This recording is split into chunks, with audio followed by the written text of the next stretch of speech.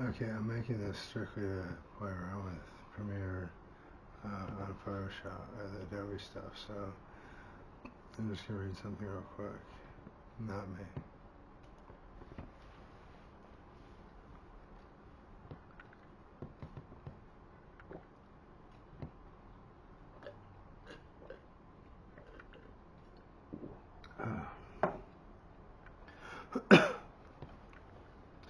When the shadow of the sash appeared on the curtains, it was between 7 and 8 o'clock, and then I was in time again, hearing the watch. It was grandfather's, and father gave it to me. He said, I give you the mausoleum of all hope and desire. It's rather excruciatingly apt that you will use it to gain the reductio absurdum of the all human experience, which you can fit your individual needs no better than it fitted his or his father's.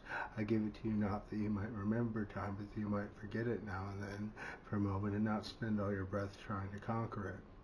Because no battle is ever won, he said, they are not even fought. The field reveals to man his own folly and despair, and victory is an illusion of philosophers and fools.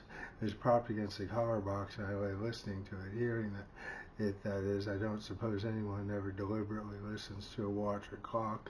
You don't have to. You can be oblivious to the sound for a long while.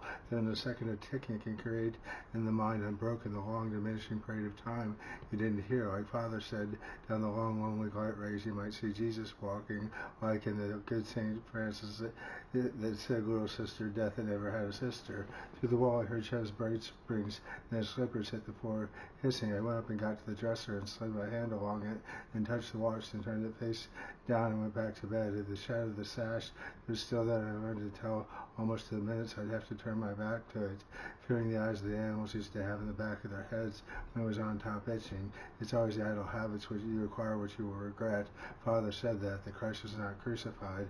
He was worn away by a minute clicking of little wheels that had no sister. And so as soon as I couldn't see it, I began to wonder what time it was. Father said that constant speculation regarding the position of mechanical hands on an arbitrary dial, which is a symptom of mind function. I exclaimed, Father said like sweating, and I sang, all right, wonder, go and wonder. It had been a cloudy day. I looked out the window, thinking what he would have said about idle habits. Thinking it would be nice for them down in New London if the weather held up like this. Why shouldn't it? The month of brides, the month that breeze, he ran right out of the mirror, out of the bank scent. Roses, roses, Mr. and Mrs. Jason Compton announced the marriage of roses, not virgins like dogweed, milkweed. I said, I've committed incest, Father. Father, I said roses, cunning and serene. If you attend Harvard one year, but don't see the boat race, there should be a refund. Let Jason have it. Give Jason the year at Harvard. Trev stood in the door, putting his collar on, his eyes glinting rosily as I washed them with his face. You taking a cut this morning? Is it that late? He looked at his watch. Bell in 2 minutes. I didn't know it was that late. He was still working at the watch. His mouth shaping. I'll have to hustle. I can't stand another cut. The dean told me last week. He put his watch back into his pocket. I quit talking. You better step on your pants and run, he said, and went out. I got up and moved about, listening to him through the wall. He entered the room toward the door. Aren't you ready yet? Not yet. Run along. I'll make it. He went out, the door closed, his feet went down the corridor, then I could hear the watch again. I quit moving and went to the window and drew the curtains aside and watched them running for the chapel, the same ones fighting in the same heaving coat sleeves, the same books in flapping collars while flushing past like debris on a flood, and spoke, calling Trev my husband. I let him alone, Trev said. If he's got better sense than the chase of little dirty sluts, whose business? In the South they are ashamed of being a virgin. Boys, men, they lie about it because it makes so much sense to women, Father said. He said the men invented virginity, not women. Father said it's like death, only a state in which the others are left in. And I said, but to believe it doesn't matter. And he said, that's what's so sad about anything, not only virginity. And I said, why couldn't it have been me and not her who's unvirgin? He said, that's why it's so sad too. Nothing is even worth the changing of it. And Travis said, it's no better sense than to chase after the little dirty sluts. And I said, did you ever have a sister? Did you? Spud was in the middle of them like a terrapin in the street, full of scuttering dead leaves, his collar about his ears, moving at the customary unhindered walk. He was from South Carolina, a senior. It was his club's boast that he never ran for chapel. He never got there on time and had never been absent in 4 years and never made it to the chapel first lecture with a shirt on his back or socks on his feet. About 10 o'clock he'd come over in Thompson's, get 2 cups of coffee, down and take his socks out of his pocket and remove his shoes and put them on with the coffee cooled. About noon he'd see him with his shirt and collar on like everybody else. The others passed him running. He never increased his pace at all. After a while, the car was empty. A sparrow slanted down the sunlight onto the window ledge and cocked his head at me. His eyes was round and bright. First he barked me with one eye, then flicked. It would be the other one, his throat pumping faster than any pulse. The hour began to strike.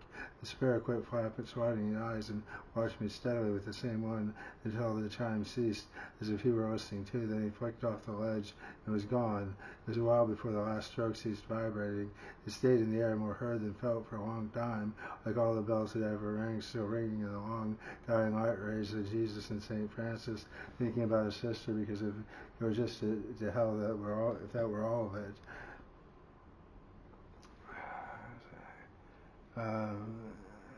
Finished.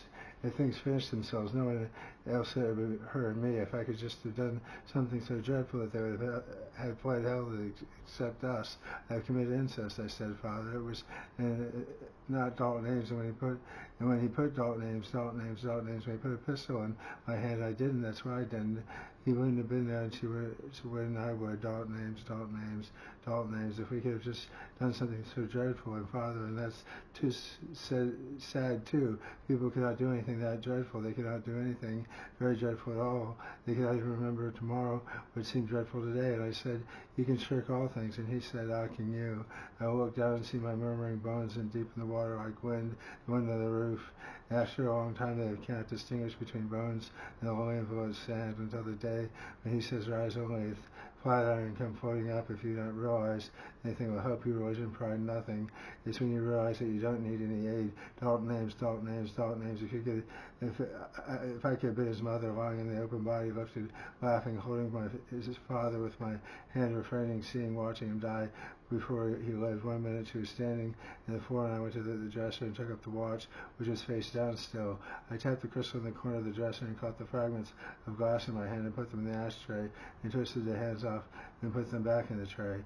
I watched it tick on.